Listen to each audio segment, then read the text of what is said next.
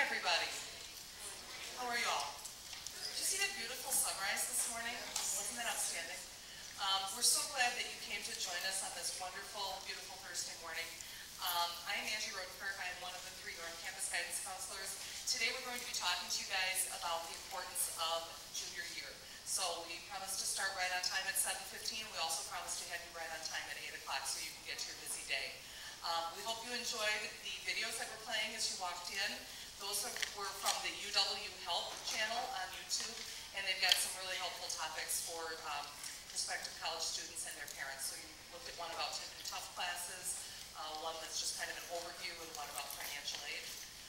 So we hope that you enjoyed those, and feel free to go back and browse those on your own time, because there's really some good information there. So this morning we're going to be covering a number of different topics. This is kind of the outline for the talk. We're going to be giving you just some little tidbits, kind of some nuts and bolts information about the junior class and about some things that happened this year. We will also be giving you some information that's very similar to what we've been talking about with your kids in classes this week. All 3 counselors have been in your students' English classes all week, and we've been talking to them about why junior year is just really a pivotal time in their high school career. A lot of times kids will ask us, well, is junior year the most important year? And that's kind of hard to answer. It's not necessarily the most important year, but it's certainly the most pivotal year, because they're halfway through and then they're really laying down the foundation for what's going to happen over the next 2 years and preparing for their future after high school. So we're going to be sharing with you some of the things that we have talked to your kids about.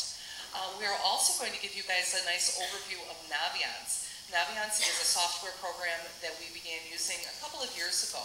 And our goal, and really what we're working toward, is having that be a one-stop shop for anything that you or your kids might need. So right now they can go on there and they can research colleges that might be a good fit for them. They can look at different careers. You know, for example, I want to major in economics in college. What types of jobs would I be able to do with that? And then research those a little bit. We'll be using Naviance to send announcements to your kids like, hey guys, don't forget to come in and set up your junior conference, or we see that you haven't signed up for the ACT yet, don't forget to do that. We'll be using it in that capacity. We will also be posting scholarships as we begin to get scholarships later this year for our seniors, so next year that will be your kids. We will be posting those to Naviance so the kids can go on a couple of times so we can keep updated. So you're going to learn a little bit about Naviance today and how we're going to be using it and what kind of a tool it is. We'll also talk quite a bit about testing. Junior year is the time when students do a lot of testing. This is really the preferred time for them to take their ACT. They will all be taking their PSAT next month on our all-school testing day. Many of them will have AP exams at the end of this year. We offer students the chance to take the ASVAB test. So there are a lot of different tests and assessments that happen junior year, so we're going to give you an overview of all of those so that you have a solid understanding. And of course, we're going to be giving you some information about colleges and what your students should be doing right now to help them prepare for that important step in their lives. So a little bit about the class of 2016. Right now we have 580 juniors, and 39 of them have a 4.0. Maybe even some of your kids have that. We do not rank in class anymore. Years ago we provided rank in class, and I think the last 4 or 5 years we have not. A rank in class is a student's grade point average compared to the other people in their graduating class. And we found that it was disadvantaging Arrowhead students in the college admissions process, and the reason for that is because we had so many kids clustered kind of on that high end. So somebody could have a really strong GPA and their class rank would not look commensurate with that. So we discontinued the use of class rank. So that's important to know when they fill out their college applications a year from now, and it asks them for their class rank, they will want to check the box that says we do not rank. So that's important to know. Right now, the cumulative GPA that is on their transcript is current as of the end of summer. So if they took any summer school classes, if they repeated a class over the summer, all of that should be on their transcript right now. You will receive a paper copy of their transcript at their junior conference, and that's a good time for you, your child, and your counselor to sit down and take a look together and make sure everything is perfect and correct on there. Just a quick announcement, we do have the WEF coming up, the Wisconsin Education Fair. We are very excited about this. This is the big college fair that we put on every year, and it is Wednesday, October 8th, right out there in the North Campus Commons. We have over 100 colleges coming out to visit with you and visit with your kids. We'll have 2-year schools, we'll have 4-year schools, tech schools, universities, representatives from the military, so it's very, very broad. We highly encourage you to come pick up some information. We will have some financial aid presentations as part of this evening. We will have those at 6:45 and at 7:30. So if you're looking for ideas and strategies to make college more affordable, as well as to just get an overview of, well, what is financial aid, how do I even begin, they will be covering that information there. So I highly encourage you guys to come out for that. Your students can register online to attend the college fair, and this is a huge time saver. If they log on to gotocollegefairs.com, they can register for the college fair, and then they will get a little barcode that they can print out. They should bring that barcode with them that night, and then when they want information from a college, the rep will just scan that barcode, and then they're in the mailing list. It saves a lot of time over having to fill out the little cards with the name and address. So that really does save a lot of time. And then that barcode can also be used for other college fairs around the Milwaukee metro area that are going to be happening yet this fall. So it's a very handy tool to have. Just a word about the transcript. Every class at Arrowhead is worth 1 credit. 1 semester, 1 credit. And as we know, students need to have at least 50 to graduate, but they need to be divided up by the different curricular areas, which they're all familiar with. This is something that at your junior conference we will go over in great detail. We'll do what we call a credit audit, and by the time you leave, you and your child both will have a very thorough understanding of what credits they still need in order to graduate. When a student repeats a class, such as in the case of math or foreign language, they don't get credit for it 2 times. So if they took geometry their sophomore year and they're taking it again this year, their grade will replace, the higher grade will replace the lower grade, but they don't get credit for it 2 times, so I wanted to be clear about that. The graduation requirements, of course, just a quick review: 8 semesters of English, 6 of social studies, 6 of science. For this graduating class, it's 4 credits of math, 3 credits of gym, spread out over 3 different academic years, 2 credits in the career and technical areas, 2 credits of fine arts, and 1 credit of health. It's really important to remember this, that we're changing some of our graduation requirements. So for the class of 2016, it's a little bit different than the class that's graduating this year. We discontinued English 11, so English 11 is no longer a required class. Instead, students have more options to choose from. Also, the class is coming up behind them, so if you have children who are freshmen or sophomores, their graduation requirements are going to be slightly different. So please remember that this is just for the class of 2016. We highly encourage your kids to come get to know us. We enjoy that. We like getting to know them. When we know them better, it helps us help them in the college admissions process. So for things like writing a letter of recommendation, I have a much easier time writing a letter for a kid who's been in my office several times, and that I've really kind of gotten to know what makes them tick, what are they interested in, what are their goals. We enjoy that. We want to get to know them. So please encourage them to come in and see us. We like getting to know their personalities. And we appreciate your assistance. We always love hearing from you. But at this age, we really want much of the impetus to come from them. Okay, at this point, I'm going to turn it over to one of our other counselors, Mrs. Middich, and she's going to talk to you guys about all the testing that happens during junior year. Thank you, Mrs. Rodenkirk. I'm Kathy Middich, counselor to the middle section of the alphabet. I have the H through O's, the hose, the kids are so interested in the hose. That would be the section right there in the center for me. Testing is a subject that I want to address. It's probably the second most stressful thing that students encounter here. The first is being able to get here in the morning, parking and handling all the traffic. Now they've got testing to deal with, and we've added a couple to the repertoire of things that they could be tested on. In front of you, you see a list of all of the different tests that they have available to them. I'd like to just give you a brief overview of those. But I do want you to know in the junior conference we will also spend more time in detail about each one of those tests and its relevance to your son or daughter. First is the ASVAB, the Armed Service Vocational Aptitude Battery. Some of you in your high schools may have taken the ASVAB. When I was a senior, all students at Orfordville Parkview High School had to take the ASVAB. That was a part of the routine there. We have it as a choice for our students. All students that enter the military will need to take the ASVAB. We wanted to make it easier for those students making that choice to be able to take it here at Arrowhead. We need them to let their counselor know, so we understand how many tests to order, by November 1st. However, last year, about half the students that took the ASVAB really had no interest in the military.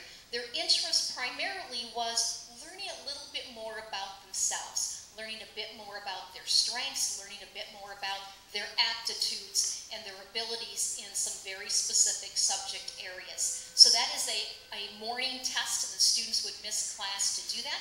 It's also a free exam. The military does not charge.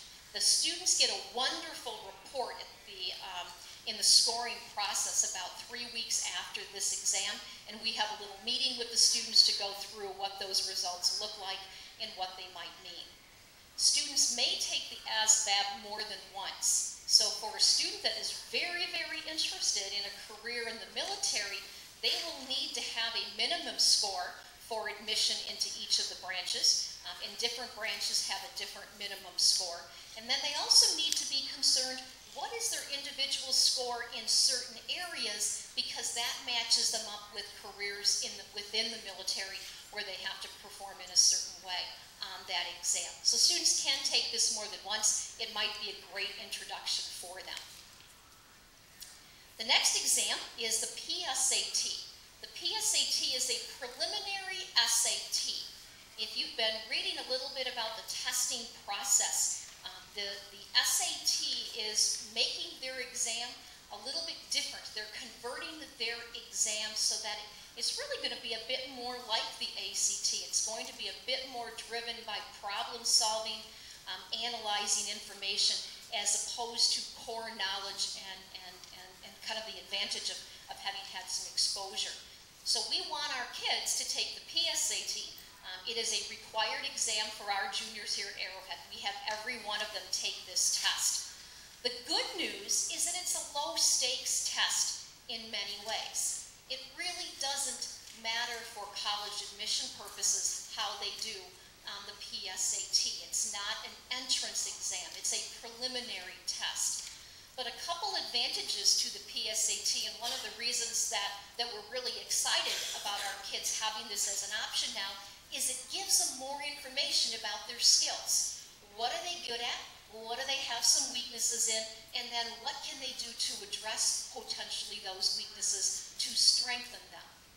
If their reading score comes back fairly low on the PSAT and those numbers aren't looking great, then we might want to look at their second semester schedule and have them take a literature class so that they can strengthen what might be perceived as a weakness. We have the students take this exam in groups of 25 with a classroom teacher. Again, it is on a school day. We will send you an email before the PSAT so that they're sure of what they need to bring with them. A couple other things about the PSAT that may have some importance. One is that a lot of employers across the nation utilize the results of the PSAT as a part of their scholarship process. And so sometimes that will be a part of a scholarship application for them their senior year. Because they take the PSAT, they have better eligibility for those scholarships through some specific employers. The other reason is that some students are identified as National Merit Scholars, and we always want to make sure that we've given our best and brightest students an opportunity to showcase those skills and those talents. We will have a meeting in December similar to this. We will have a morning session and an evening session again in December to go through those results of the PSAT to help you to look at them, use them, and understand them in helping your students. The ACT is the one that we will spend the most time on this morning. The ACT tends to be the one that causes the most anxiety because it is the college entrance test used by most of the schools in the Midwest. and all colleges in Wisconsin and Minnesota, it tends to be their preferred examination. There is a distinction on here in that it says ACT National Testing. We're really fortunate that Arrowhead supports us in having all 6 ACT dates for national testing opportunities for our students. When we do national testing on those days, we work for the ACT. So we have to follow ACT rules when we're administering that exam on that particular day. It does look at 4 areas. Maximum score is a 36. There is what, in quotation marks, is an optional writing test on the national exam days. We encourage our students to take that writing exam. Good news, they can take it up to 12 times while they're in high school. Yeah, I'm sure they're lining up to do that all 12 times. It would not be unusual for our students to take it 3 to 5 times, however, between their sophomore and maybe first semester of their senior year. In particular, we have students that like to take it, and we like them to take it in the national testing arena in April and or in June. In April and June of their junior year, most of their curriculum from their junior year is complete, and that is a huge bonus on the ACT. That helps them to score higher, it helps them to feel better prepared. That's why we usually recommend that they test at the conclusion of the year. Those are the remaining test dates. We want them here by 7:45 at entrance 5 if, in fact, they're assigned Arrowhead as a test center. ACT limits how many students we can test, and so they go by the first come, first served basis. So if a student from St. John Northwestern Military Academy registers for the ACT to take it here at Arrowhead because they don't have it, and they take that slot, they're going to get our kid's slot. And then potentially our students get sent to Watertown or East Troy or another school that has the exam on that day. It is not too early to register for April and June testing for the ACT. As a matter of fact, I think we would all recommend that they register for those exams as soon as possible so they've got that slot saved. And introducing a big bonus for our juniors this year. Again, I'm not sure they're going to see it as a bonus, but every junior at Arrowhead will be taking the ACT on March 3rd and something called the ACT Work Keys on March 4th. It is an awesome opportunity for students to see where we at. They will have their results from the March 3rd ACT in time to decide whether or not they want to take that test in June. They will not have them in time for the April date in order to register on time. All kids take it. It is a requirement from the state of Wisconsin, so not just Arrowhead, but every junior in the state of Wisconsin is going to be taking this exam on March 3rd.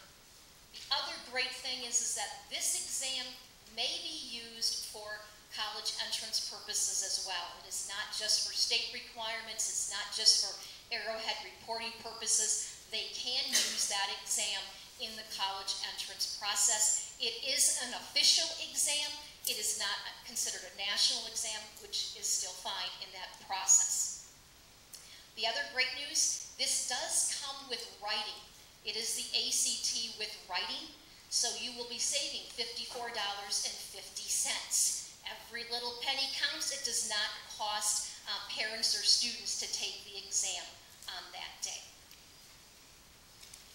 For the national test dates, this is an important piece in that students will need to register for those national tests, and they need to register with a photo ID. It was very difficult. A couple weeks ago on that Saturday, we had an ACT test, and one of my students, who I know very well, I even knew his middle name, didn't have a photo ID. Even though love him to bits, I couldn't let him into that test. He got turned away from the test center. So that poor kid got up early on a Saturday. I knew him. I had to follow ACT rules. So they sent emails to the students to remind them that you've got to upload your picture onto your admission ticket. They tell them they have to have that photo ID. They must bring the admission ticket with them. All of those pieces have to match, in addition to them having pencils and a calculator and all the other things on their mind. So that's just a little bit of information about how they can upload those pictures pretty easily, smoothly, to make that work well. We do have some kids who come zipping up, and it's 20 minutes to 8, test starts at 8, and they're early, and I'm so proud of them. And I'm telling them, the research shows their scores go up by 3 points the earlier they are for the test. That's not true, but I tell them that, and they know I'm lying, and eventually. But this girl, she comes flying up. She didn't have her photo ID. So she goes racing back home, and she had some time to get there. But what an awful start to her morning. She comes back in at 2 minutes to 8. She's still early, but she's huffing and puffing, and she is stressed out.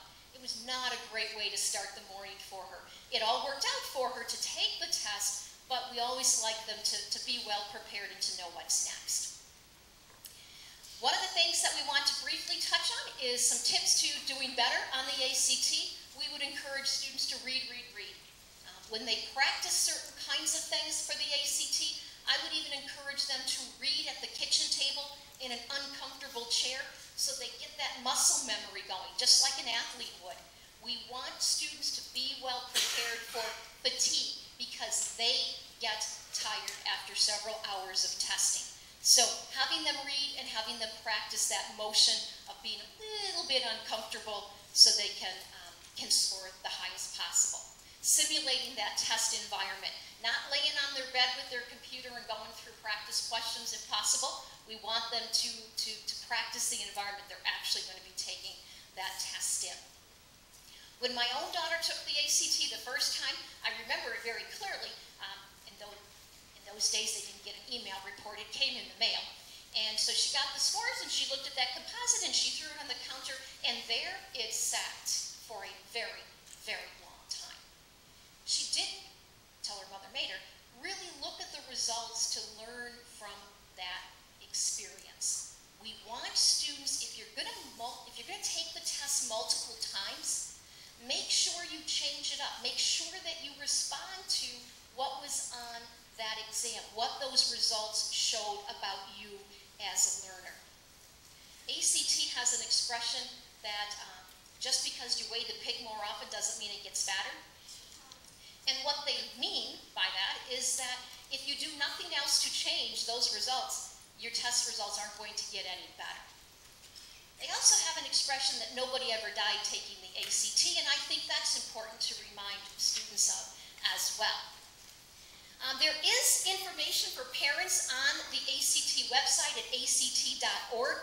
They will send a question of the day. They will email you updates. It's a great opportunity to stay on top of all things ACT. These are some things that we want to make sure that you're aware of in doing test preparation, not just for the ACT, but any examination. Being rested and relaxed is very important. The coursework that a student takes here at Arrowhead is more important than anything else on that ACT. Their academic exposure and background in classes is the most important thing that they can do to be test ready. And then finally, we have added some ACT prep opportunities. We have always offered one option available for students on 4 Saturdays prior to the April test. We have now multiplied that out. We've got 3 opportunities to try to fit our busy students and parents' lives. The first one is a fall session, 4 Saturday mornings. November 1 will be a practice test, and then the next 3 will be Saturday mornings of tutoring in each of the academic areas. The winter workshop is a 1-dayer. We've not tried it before, but sometimes students share with us what they think would be best in their lives, and this is what they came up with. They will take a practice ACT in the morning. At noon, they can go off to lunch and have a nice time. At 1 o'clock, they will come back, and from 1 to 5, we will do some tutoring with those kids in each of the academic areas. And then finally, a winter prep on January 31st. They'll take a practice test, and then in the morning of the 14th and 28th, have some opportunities for academic tutoring. You will get a flyer emailed to you with all of the information and how they register and what they need to do to make one of those preps happen. Those preps are optional. You don't require anybody to come on those days. The SAT is one of the exams that we want to talk about in a lot of detail, perhaps in your junior conference, in making a determination if your son or daughter should even take the SAT. Wisconsin curriculum is aligned beautifully with the ACT. It is not necessarily aligned with the SAT, although the 10% of our students who take the SAT do very, very well on that examination.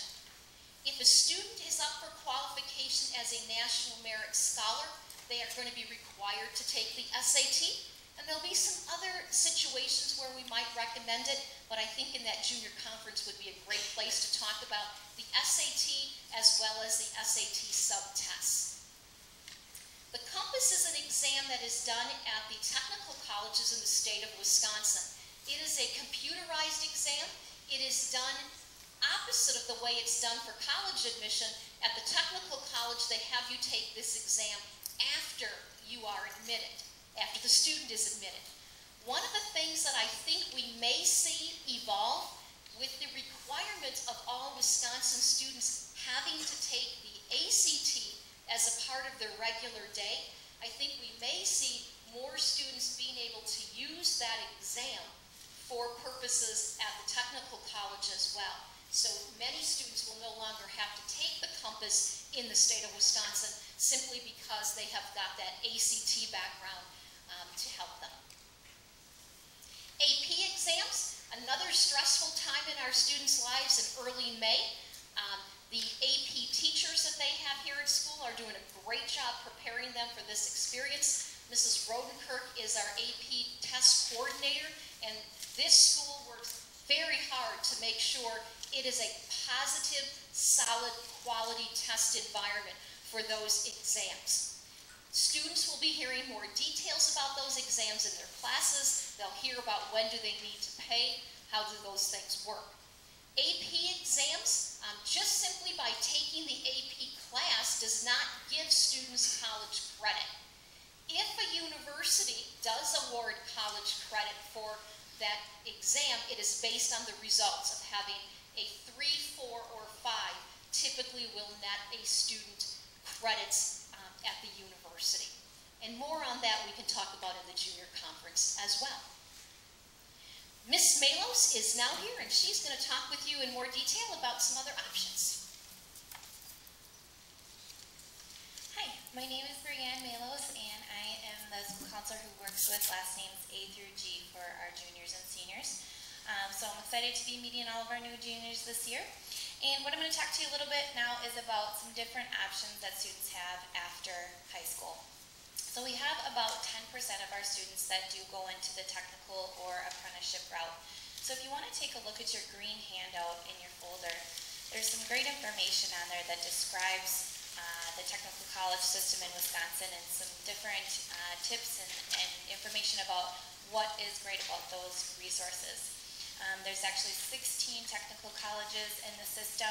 The ones that you might be most familiar with would be WCTC, which is right down the road. A lot of our students take advantage of that, even for programs such as Youth Options, where they may have exhausted some of our curriculum here at Arrowhead and are going on to take a course at WCTC. We have a couple of students right now that are in their, they're in their culinary program.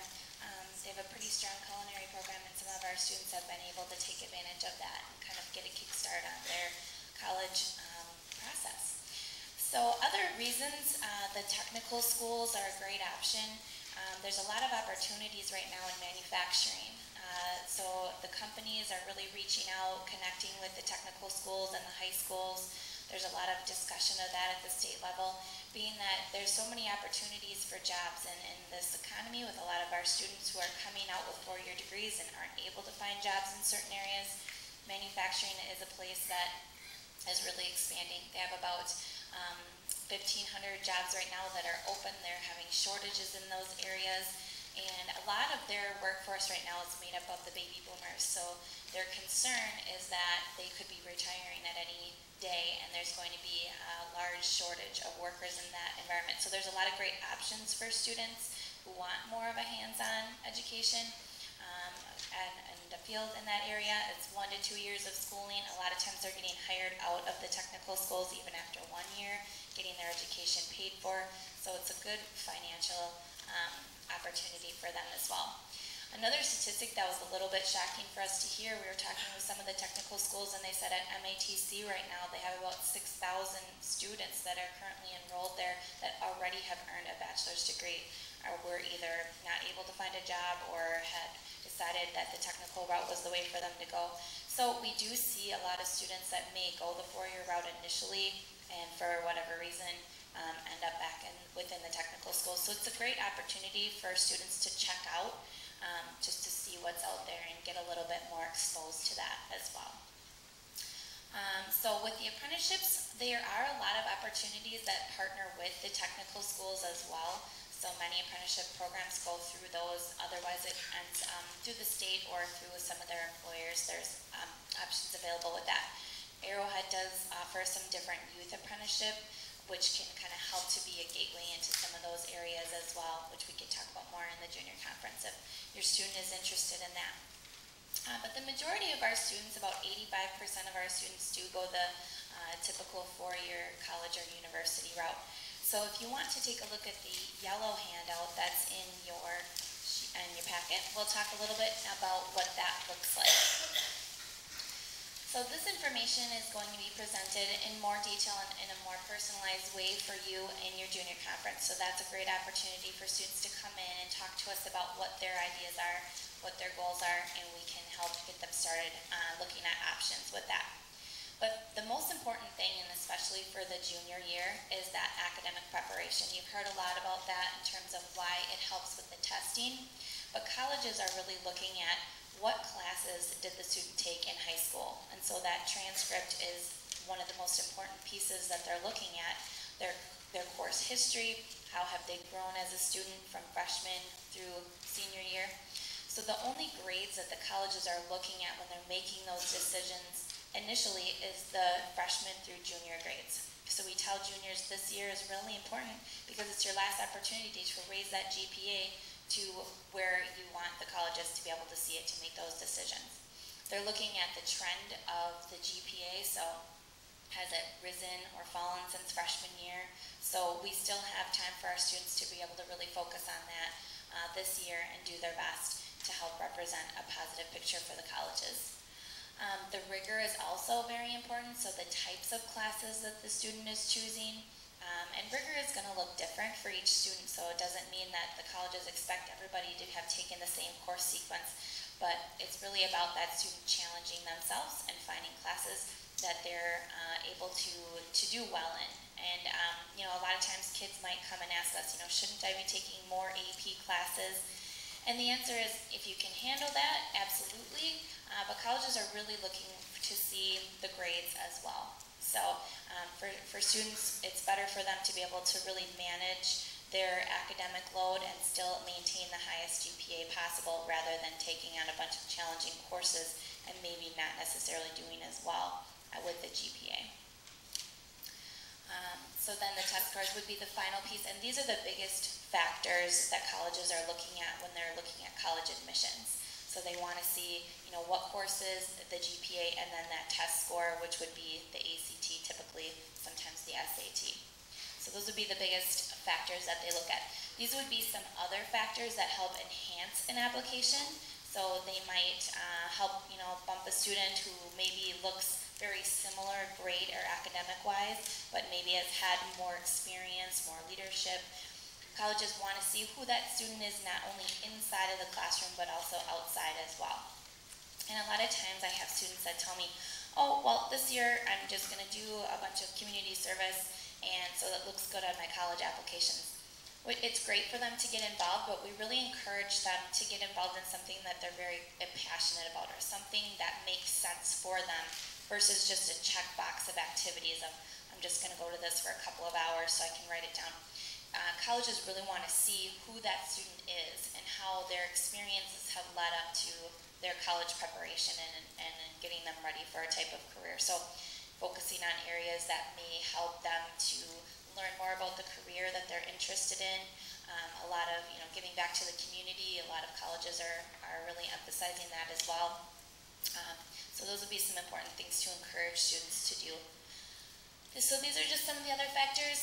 Special talents, academic, or with their athletics or music abilities, sometimes those things make a difference in terms of the college admission process, but really it's that overall academic piece that's going to be of primary importance. So these are some of the options that students have for exploring the college process this year. And many times students come in and they're not sure what to do during the junior year to get ready for that. So really focusing on those grades in the classes here, but also taking advantage of some of the resources that we have for them to do some researching. You've heard a lot about some of the different college fairs that are coming up, so that would be a great opportunity for students to take advantage of. We were into the classroom speaking with the students these last few weeks, talking to them about these options as well, so they've heard about some of these.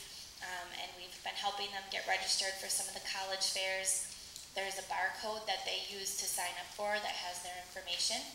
And that barcode is good for any of the fairs that they would go to. So they would only have to do that process once, and it's a great opportunity for them to talk to colleges, find out about different majors. Sometimes it really sparks their interest. A lot of kids are like, I don't know exactly what I want to do. But when they're going there and they're just walking around, they're hearing things, they're talking to people, and the reps are telling them, hey, these are our new programs that we're offering. This is what's really popular right now, and that can sometimes spark interest for a student to get a little bit more information and started on that path. So you do have a handout in your packet about the college fairs as well. And again, about the financial aid presentations, there will be one coming up, like we said, at the Wisconsin Education Fair. And we'll also have a financial aid night in December. So that typically comes in more towards the middle of the senior year, but sometimes parents want to get a little bit of a head start on that. So Naviance, you heard about from Mrs. Rodenkirk in the beginning of the program. All of our students have been getting exposed to this program. They all have a personalized login. So there's a blue handout in your folders that describes an overview of the program, what it can be used for, and then there's a little tutorial on the back. So just some different ideas of what you can go ahead and have your student check out, and a lot of the different opportunities that are on there. There's some different career assessments that students can use. There's a couple of different types of them, so they're getting information from multiple sources. A lot of students use it for their college match ability, so they might want to put in, I'm interested in a school in the Midwest that has mechanical engineering and is a Division II school where I can play lacrosse. And so then it will auto-populate a list of colleges that fit their criteria, which really helps to narrow down the time it takes to research and figure out, well, what schools might offer what I'm looking for. There's a whole bunch of criteria they can choose from, whether it be public or private school, the size of the school, different financial aid opportunities, so they can really plug in what they're looking for, and then it's going to automatically update a list. From there, they can start to make a list of the colleges that they're interested in, so they can start to save those, and so they can go back, and it helps them to kind of narrow down that process. So there's a lot of great things that they can do on there. So again, you'll see what their username and password is. They all have a common username, which is their Arrowhead email address, and the link to that is on our Arrowhead website, how they can go ahead and get logged in. So you'll see more about this in the junior conference. The students have been using this as well, so they should be familiar with the program too. So with that junior conference, we are going to be starting those coming up very soon. Here in October is when we'll first be able to schedule them, and they're going to run throughout the year until April. We do take a short break around December with the holidays. So these would be some of the things that you would hear about in the junior conference, and basically it's just an opportunity to really sit down and have a personal discussion one-on-one and have us really give you more information that might be specific to your student. So in the past, we've had people calling and making their appointments that way, but we found it's much easier if you just want to send an email to an address, that juniorconferences@arrowheadschools.org, And so then we have our secretary, Mrs. Morrison, who's able to take a look at the student schedule and your schedules as well and find a time that fits best. So if you want to email that and then let us know when your student study hall is, if you talk with your student about what might be a good time for them. We don't have them on Wednesdays because we have a very shortened schedule on Wednesdays, so there wouldn't be enough time to give you all the information that we would like you to have. So it would be a Monday, Tuesday, or Thursday, or a Friday. And if you would like to email us a couple of different dates so that we can get back to you as quickly as possible. And we do try to work around your work schedules. The kids are here all the time, we're here all the time, so if you give us a couple of days that work well for your schedule, we'll try to make that happen. The students can also stop in and talk to Mrs. Morrison about it as well, so that'd be another avenue to go. Finally, there is an additional handout, and the orange handout has just some overviews of what we've talked about today and some of the different resources that you might find helpful throughout the year. Sometimes people like to put this up on their refrigerator and kind of refer back to it. So the college selection criteria that we talked about, some different websites that you can use that we found to be really helpful with this process as well. And talking about maximizing the college visit. So there's a lot of questions that people have about what should I be doing while I'm there, what kinds of questions should I ask. So there's some sample questions and a few, some little advice about how to get the most out of that college visit. We will be having more of these presentations coming up throughout the year. The dates are still to be determined, so you will see the email come out similar to how we advertised for this program as well. So just so that you would know some of the different presentations that are coming up throughout the year. Thank you all for coming, and we'll be available for a few questions. Does anybody have any questions right now? Okay, we'll be available if you'd like to come up and talk with us.